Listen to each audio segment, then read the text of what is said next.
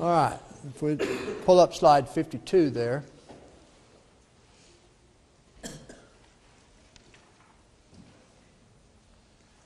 What I want to mention, last Wednesday night I mentioned that the sun's interior temperature is estimated to be at about 20 million degrees Celsius. But the Earth is estimated to be about 93,000 miles, or million miles, 93 million miles from the sun, and the sun's heat is about 12 million degrees. So the distance, obviously, God has put the Earth at exactly the right place as far as how the Earth should orbit around the sun, and as far as life is concerned. The Earth travels in an elliptical orbit around the sun, yet not at a constant rate. When we are closer to the sun, we move faster. And when we are further away, we move slower. So the Earth rotates upon its axis about 1,000 miles per hour at the equator, and I did mention that last week. And so as I mentioned last week, if the Earth was just 10% closer to the sun, which would be about 10 million miles, 9.3 million to be exact, far too much heat and radiation would be absorbed. If we were 10% further from the sun, then too little heat would be absorbed. And so at the equator of the Earth then, if you were on the equator, you would actually be going 1,000 miles per hour. The Earth rotates on its axis at about 1,000 miles per hour at the equator. So, its rotation on its axis is determined so accurately that a variation of a second in a century would upset astronomical calculations, according to an article that was written titled "Man Does Not Stand Alone" in 1944. About 3/4 of the Earth is covered with water, which helps reduce temperature extremes. And the ocean contains salt, which enables clouds and rain to form in the atmosphere and yet not to develop strong alkalinity or acidity.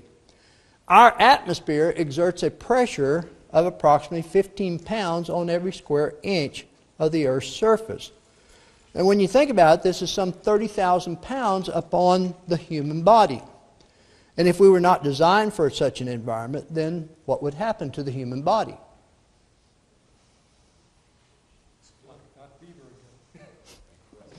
We would totally disintegrate because we couldn't take that 30,000 pounds.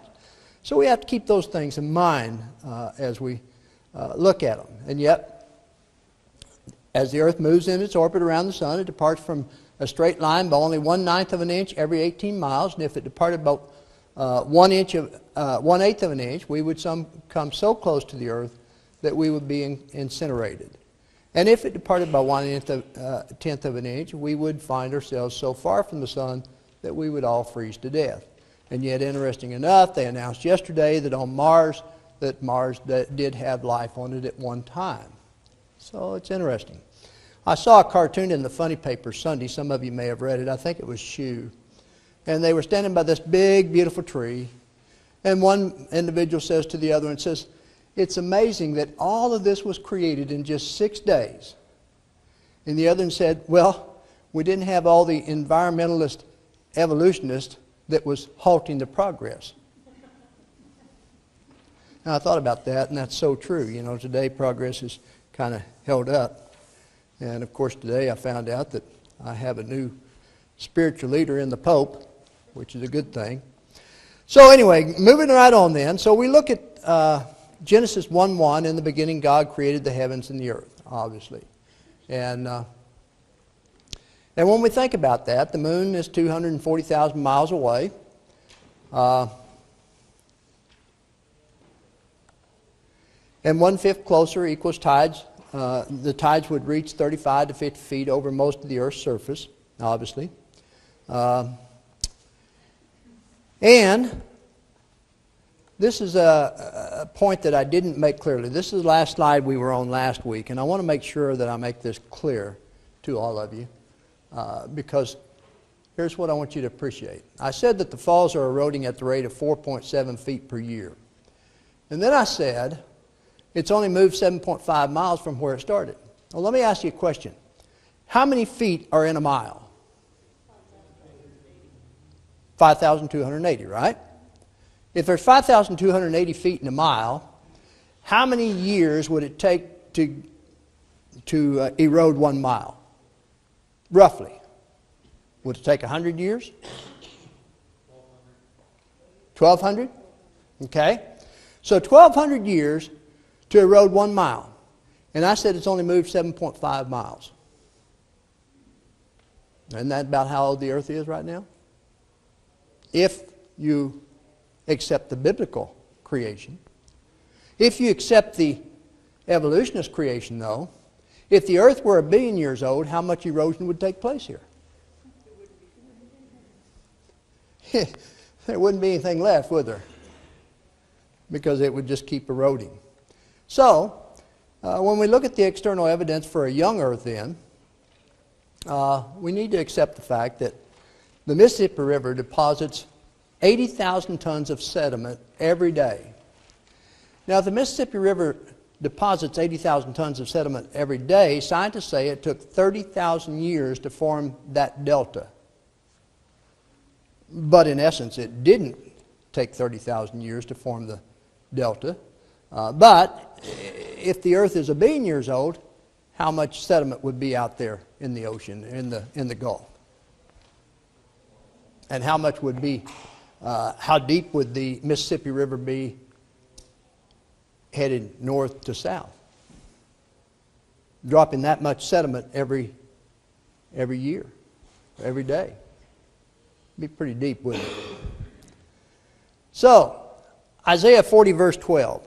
Turn there if you will. Well, you don't need to turn there. I put the note here that I'll put it up here for you. Who has measured the waters in the hollow of his hand? Okay? Who has measured the waters in the hollows of his hands? God. Oceans provide for rain. And natural heating, air conditioning system, all this is provided by God. And 80% or 90% of oxygen comes from plants in the sea. So this is why the ocean is as large as it is, and why we have the seaweeds and all of this growing in the ocean, because oxygen comes from plants in the seas, and that provides the oxygen for us to breathe. Then when we look at the Arches viewpoint in Oregon, when it rains, 70% of rainwater soaks into the ground. But 30% runs into the oceans. And when it runs into the ocean, it takes salt with it. How salty is the ocean? Anybody have any idea? You would say it's pretty salty, wouldn't you? The salt sea is obviously saltier than the ocean is. In fact, absolutely nothing will live in the salt sea except brine shrimp. And if you ever fly over the salt sea in Utah, you will see these red patches. That's the brine shrimp. But that's not the case in the ocean. Today, the oceans have less than 3.6% salt. Just enough salt that the sea life will survive. But think about it now. If 30% runs into the ocean and it takes salt with it, if the earth is 1 billion years old, how salty would the ocean be? Whereas if the ocean is just over 6,000 years old, obviously it's just right. God has made it just the way it should be. Well, turn your Bibles to Psalms 139 and verse 14.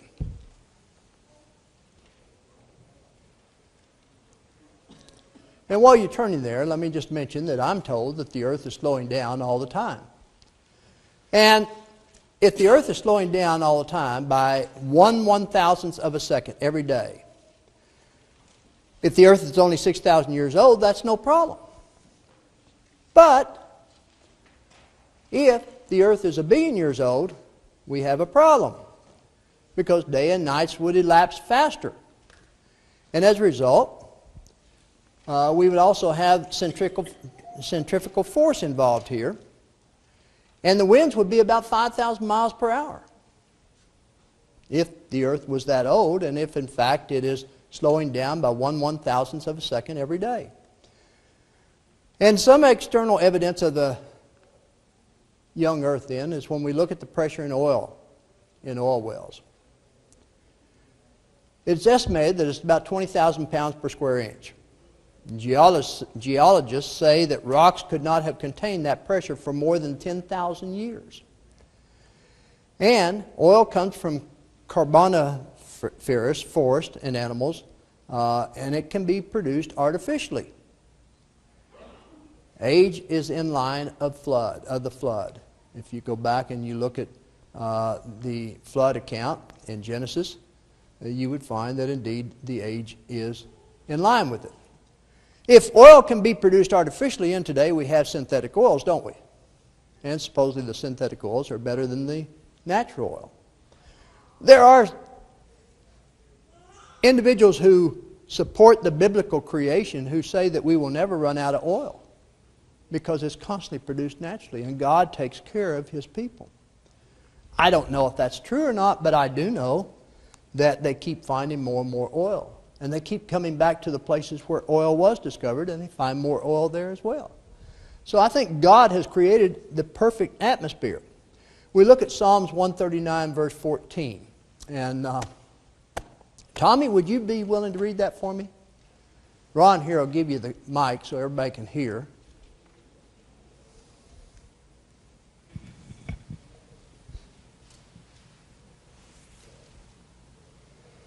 Psalm 139, verse 14. And then after that, we're going to look at 1 Corinthians chapter 12, verse 18.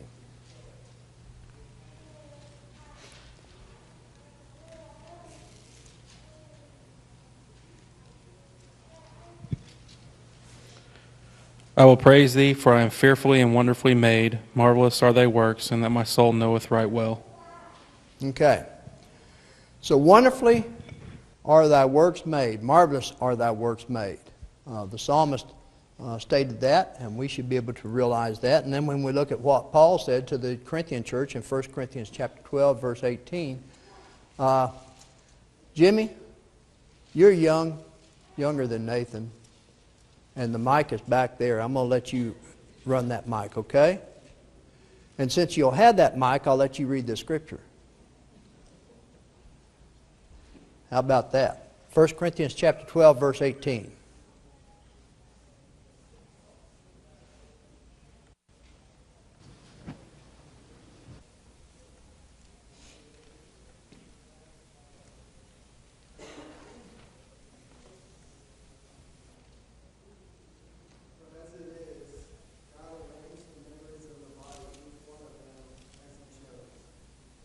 Okay.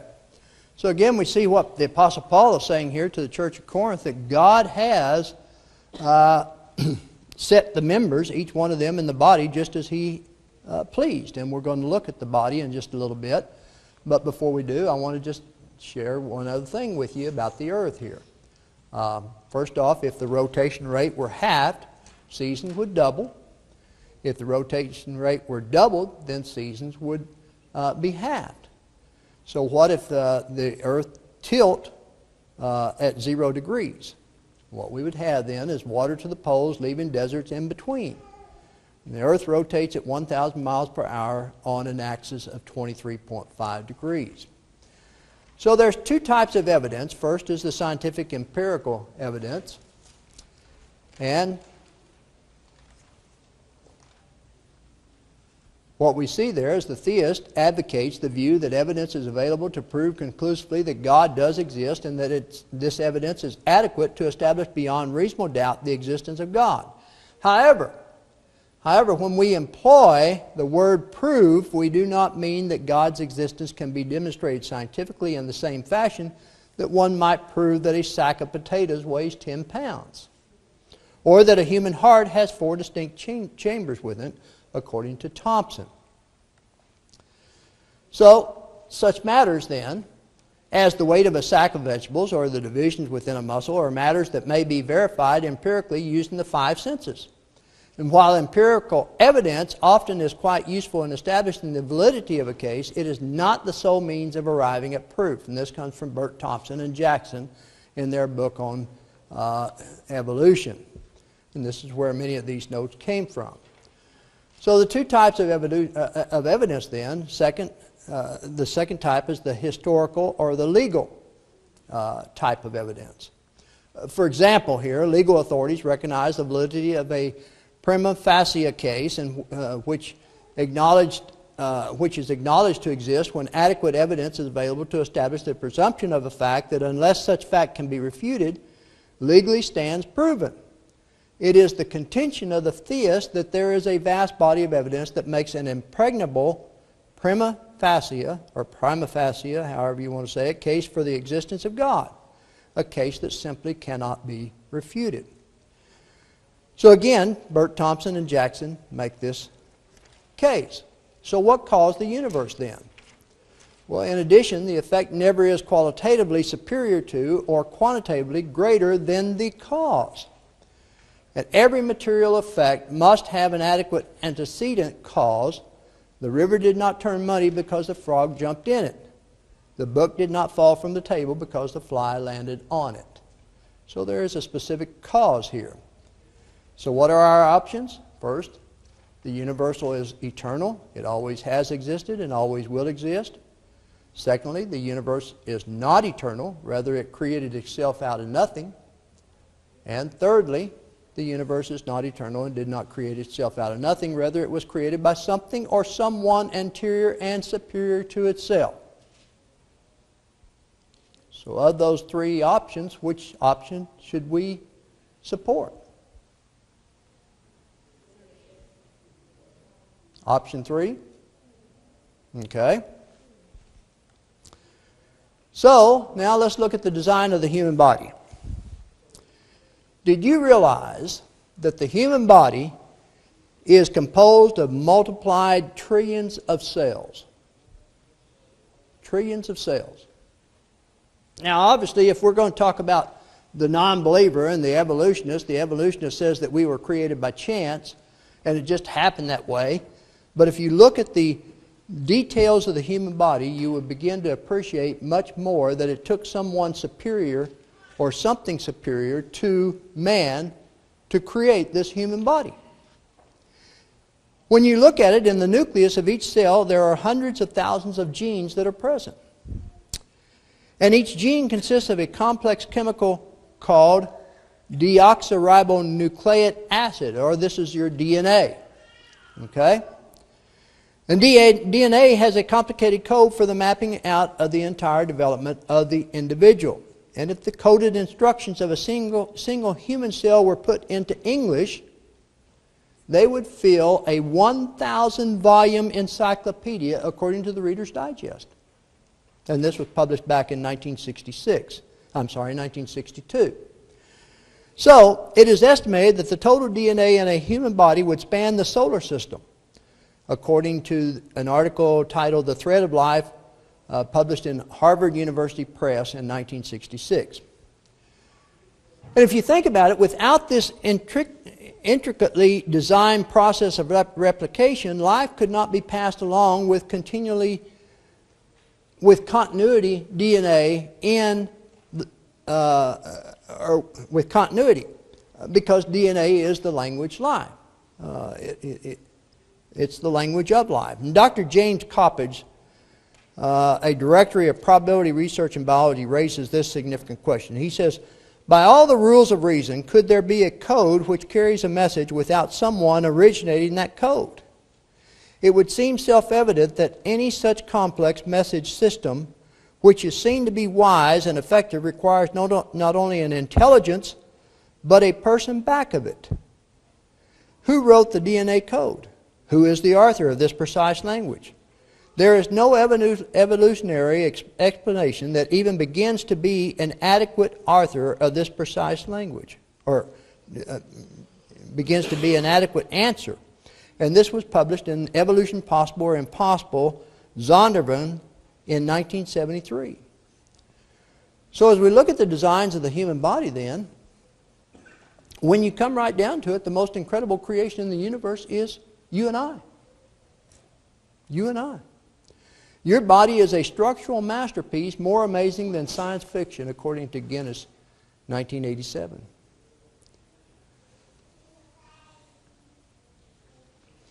So, the human cell. First off, the human body is a veritable galaxy of related systems. We're going to talk a little bit about the skin. We're going to talk a little bit about the skeletal system. We'll talk about the muscular system a little bit, digestive, circulatory, respiratory, excretory, nervous, reproductive, endocrine. We're not going to talk about all of those, but all of these systems affirm design. And each of the body system is composed of millions of interrelated components, and each system is dependent upon the others for its function. And even the Apostle Paul, when he was writing to the church of Corinth, he used the body system to talk about how important each and every member of the Lord's body is within the church. So consider this analogy, if you will. A Boeing 747 is a collection of how many parts, Jensen? A lot. 4.5 million non-flying parts. When you get on that airplane, I want you to remember that. You're riding in a solid bunch of parts, 4.5 million parts that get that plane up in the air and takes you to your destination. Yet when they are organized, obviously, it is a pattern of a very creative design, isn't it? And we appreciate that plane, especially when it lands safely. Well, obviously, the human cell is the same thing when you look at the details of it. In an article written for Encyclopedia Britannica, Dr. Carl Sagan then noted that if one were to count every letter and every word of every book in the world's largest library, over 10 million volumes, the final tally would be approximately 1 trillion letters. Thus, a single cell contains the equivalent information content of every book in the world's largest library of more than 10 million volumes. The human body, the human cell, could not have been designed by chance. So how is it infinitely more complex human body able to function then? Unless, indeed, it is by creative design. Every rational person recognizes that not one of the books in such a library just happened. Rather, each and every one is the result of intelligence and painstakingly design. So let's talk a minute about the human brain. Now I want you to think about this thinking process, this computer up here, for just a moment. Because incidentally, the human brain, or the humans, are the only creatures that can think about their brains. So since you're human, I want you to think about this brain for just a minute and just how unique it is. The brain is an immense computer with 110 circuits and a memory of perhaps 1,020 bits of each of these, being 5 to 10 orders of magnitude more complex than any computer yet built. It is still more fascinating that the brain performs this work using only 20 to 25 watts compared to the 6 and 10 kilowatts used by our large computers, according to Cahill in 1981. And one writer has suggested that many researchers think of the brain as a computer, and this comparison is inadequate. And let me explain why. First off, if you think of the brain as being a gigantic calculator, Dr. R.C. Cook observed before the invention and use of modern-day transistors and computers that if one were to build a computer as complex as the human brain, the Pentagon in Washington, D.C. would hardly be large enough to house it. All the power produced by the Grand Coulee Dam would be needed to operate it, and all the water of the Columbia River would be needed to keep its operating temperature down, according to Human Fertility, The Modern Dilemma, published in 1951. Dr. Gerhard Dirks, this man holds 50 patents on the IBM computer. 50 patents. And he said that he acquired most of his inventive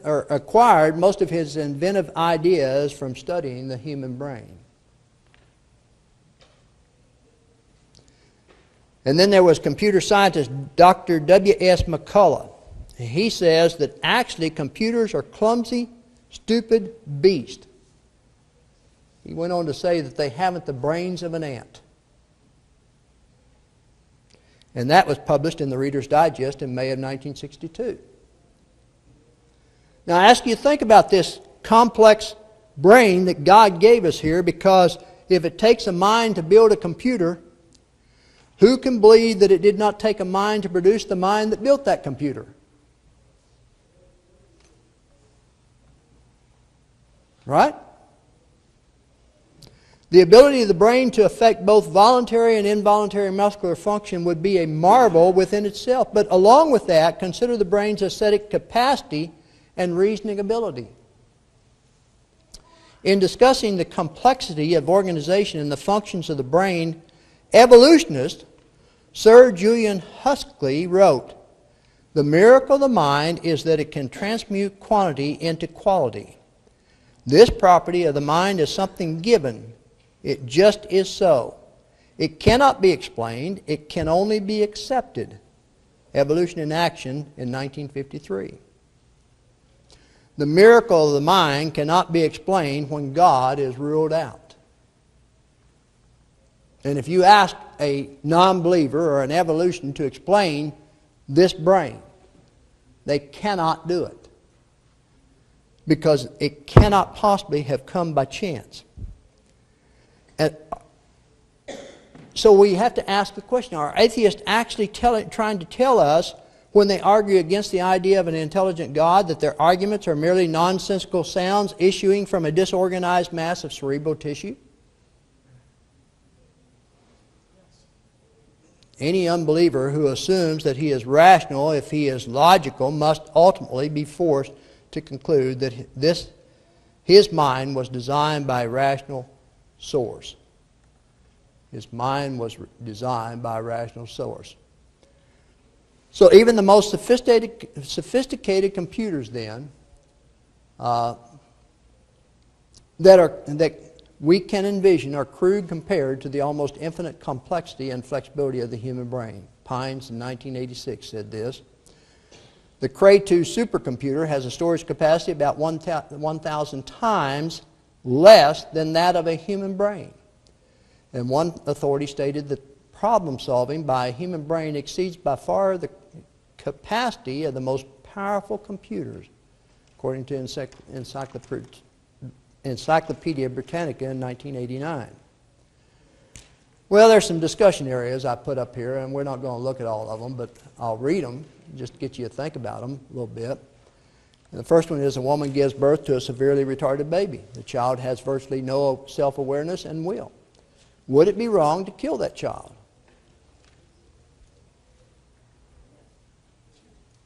And if you don't believe in God, if you are an unbeliever, you might think differently. But does the existence of God have anything to do with the situation? And the answer is yes, everything. How is it that astronomers are able to predict solar lunar eclipses many years in advance? You remember we talked about that last week and the week before. Have you ever met anyone who argues that morality does not exist, that anything goes? Even the non-believer or the atheist will argue that there is morality. Someone who contends that there is nothing wrong with stealing from or killing them, they would say that there is something wrong with that. And if the human brain is simply irrational, matter in motion, as atheism claims, why should unbelievers expect us to respectfully listen to their arguments against the existence of God? Why would we do that? So, we want to look at these scriptures here because these are some good scriptures. First, turn to Psalms 19, verses 1 and 2. And this is a biblical allusion to design and order in the world. Psalms 19, verses 1 and 2.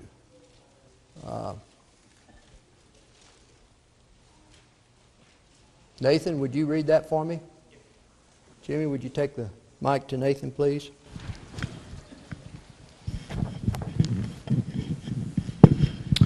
Psalms 19, 1 and 2. The heavens declare the glory of God, and the firmaments show His handiwork. Day unto day utters speech, and night unto night reveals knowledge. Okay. So obviously, if we just look around us, we can certainly see the glory of God, can't we? And the psalmist recognized that. And then when we look at Psalms 139, verse 14, Kathy, would you read that for me, please? Psalms 139, verse 14.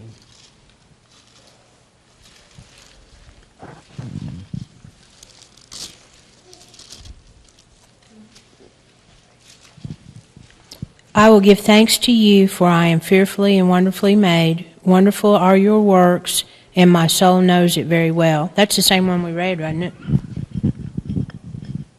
139:14. What do you mean, the same one we read? We read that a minute ago. Yeah, a couple of minutes ago. Yeah. But I wanted to read it again because the idea behind all these scriptures here, when we put them together, is the fact that we have the biblical statements to the design and the order in the world, and obviously it confirms that God was the creator. Look at Hebrews, the 3rd chapter, verse 4. I'll read that because it's very short. The Hebrew writer says, "For every house is built by someone, but he who built all things is God." Yeah, but One thing I was going to say about Psalm 19 is in the New American Standard, Yes. it tells you it gives it like in a present tense. I always think about what Lansing used to say. It's continually going on. It's continually telling of His glory and telling the firmament's continually declaring it. And that's what you're describing, is that how things are still in motion Yes. that show that wonder. And I just thought that was, it's not like the King James says it a little bit different where it seems more past, but it's still doing it today. That's all. yeah, that's a very good comment, Kathy. I appreciate you making that. Now look at Romans, the 1st chapter, verses 18 through 20. And Brenda, you feel like reading for us this evening? Romans, the 1st chapter, verses 18 through 20.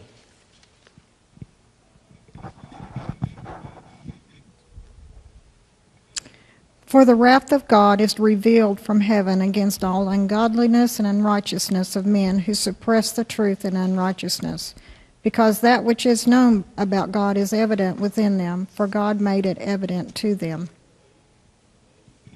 And verse 20 also. For since the creation of the world, His invisible attributes, His eternal power and divine nature have been clearly seen, being understood through what has been made, so that they are without excuse. Okay. And then we want to turn to Isaiah, the 40th chapter. And we probably won't read all of it, but I will read some of it because it's a significant chapter here.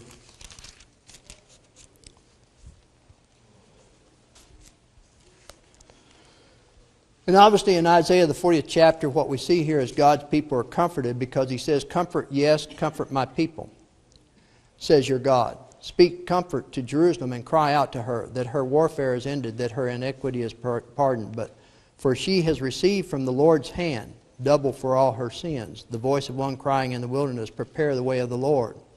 Make straight in the desert a highway for our God. Even every valley shall be exalted, and every mountain and hill brought low.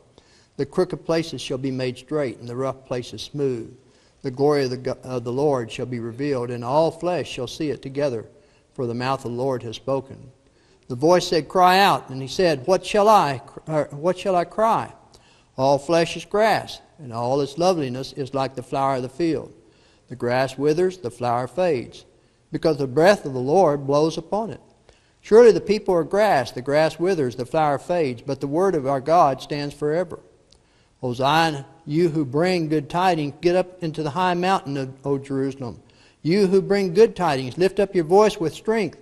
Lift it up, be not afraid. Say to the cities of Judah, Behold your God. Behold, the Lord God shall come with you with a strong hand, and His arm shall rule over him. Behold, His reward is with him, and His work before him. He will feed His flock like a shepherd. He will gather the lambs with His arm and carry them in His bosom, and gently lead those who are with young. And so when you read the whole 40th chapter, but the parts that we read there, you can see certainly that what this creation is certainly a design that was designed by God and created by God. It was the perfect creation. You and I were created in His image. And so we should certainly appreciate that. So when we look at examples from design in the human body, we consider our bones, we consider our skin, and we'll look at the human eye as well. But let me just mention the bones, and let me go back to that, because I want you to fully appreciate our bones. You may not appreciate them, especially if you break them, then you feel pain, don't you? But man cannot duplicate the bones. No chemist or engineer has ever been able to develop a material as well suited for the body's need as the bone. God created the perfect structure for us. In 1867, an engineer demonstrated that the arrangement of the bone cells forms the lightest structure made of the least material to support the body's weight.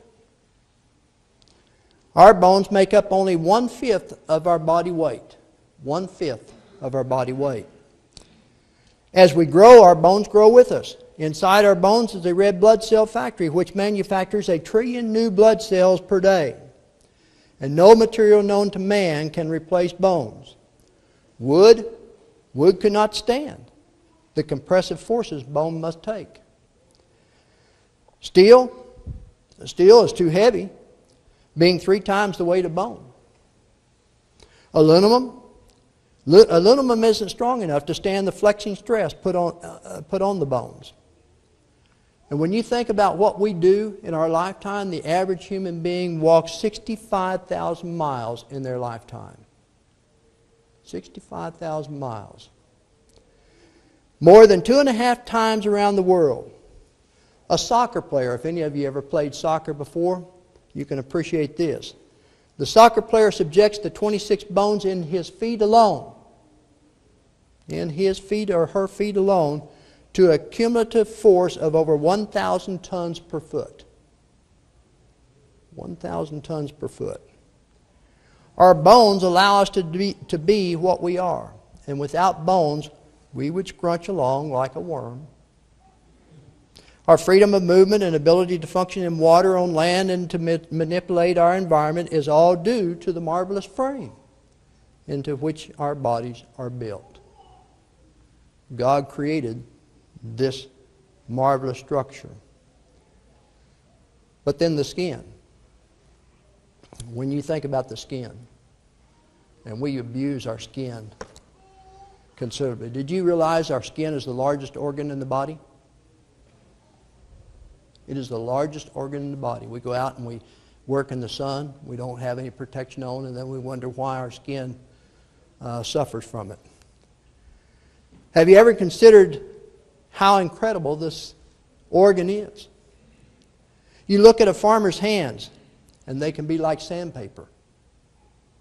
You can always tell the type of employment that an individual has just by looking at their hands to see if there's calluses on their hands or not. His abdomen will be made of pliable white folds. Your legs have skin bonded tightly to a muscle layer. And the skin on your elbow is like the neck of a cat. If you don't believe me, if you can reach up there, just grab your skin and see if you can't pull it down, just like you could the neck of a cat. Okay? And this is all part of that wonderful organ here. If one were to take a microscope and examine the skin of our scalp, the skin of our lip, our heel, our stomach, our finger, it would appear that there are different species being examined here because it's all different, but yet it's still the same organ. Your skin weighs only about 9 pounds, and yet it's the largest organ in the body. It flexes, it folds, it crinkles around joints and regenerates itself if it is damaged. When we blush, the vessels which supply blood to the skin suddenly rush 50 times more blood than usual to the skin.